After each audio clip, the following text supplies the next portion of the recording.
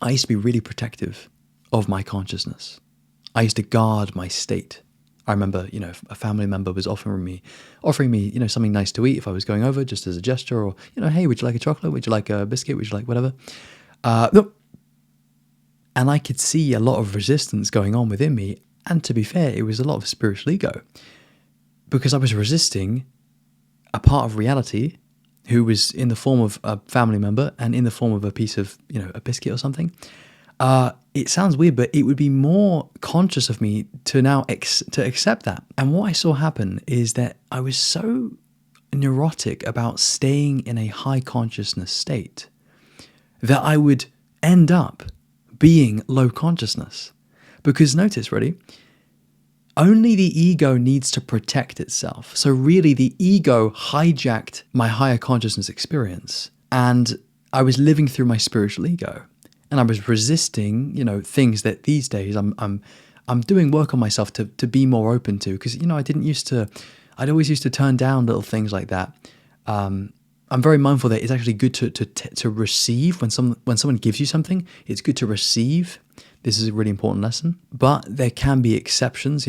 Diet, for example, you don't always have to take the nice thing that they're offering.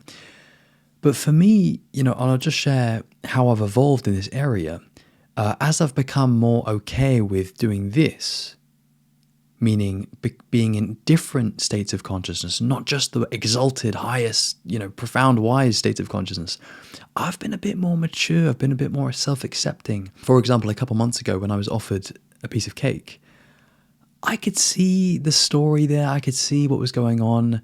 I wanted to cling on to the progress that I had made, because I can see that, if my diet isn't as good, I can see my consciousness drop a bit. You'll see this in yourself, man. But this time I didn't cling to, having it or being it, or I didn't cling to being conscious, basically, which I do a lot. Instead, I just ate the piece of cake that was offered to me. I actually went back for another piece because I wanted to, right? I used to do all kinds of stuff where I would, not eat anything nice, or not see people, or not see family members, or not see friends, because I wanted to meditate all the time, because I was so, clinging to having it and being conscious all the time. The truth is, that's not a conscious way to be. That's a very, spiritual ego way to be.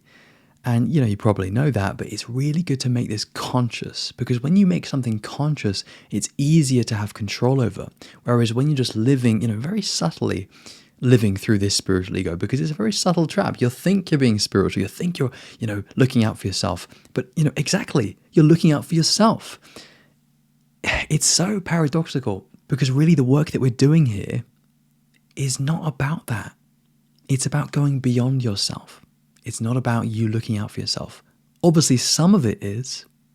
Some of the personal development stuff that we'll talk about is. But this spiritual work that we're doing, it's about you going beyond you. It's about not needing and clinging and being attached to spirituality and higher states of consciousness. It's about being observant of all of this, holding it really lightly, and letting yourself be less conscious, letting yourself fall into a lower state. Letting yourself enjoy things, which will maybe make you less conscious, but then have the maturity to be cool with that, to not change that or manipulate that so you can become conscious again as quickly as possible.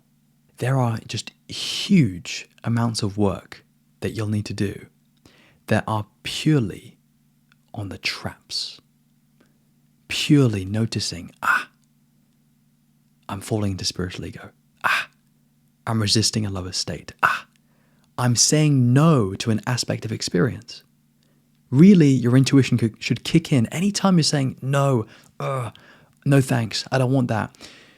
You want to notice that, because if everything is one, and if everything is always perfect, again, I'm coming from a really, really lofty place here, but if it is, you want to contemplate and feel into your experience when you say no to something. Because what you're doing when you say no is you're resisting reality. And that is what you want to become conscious of, because when you do that, it's a sign you're coming from ego. And of course, there's nothing wrong with ego. We're just pointing it out. We're just noticing it so that we can become more conscious.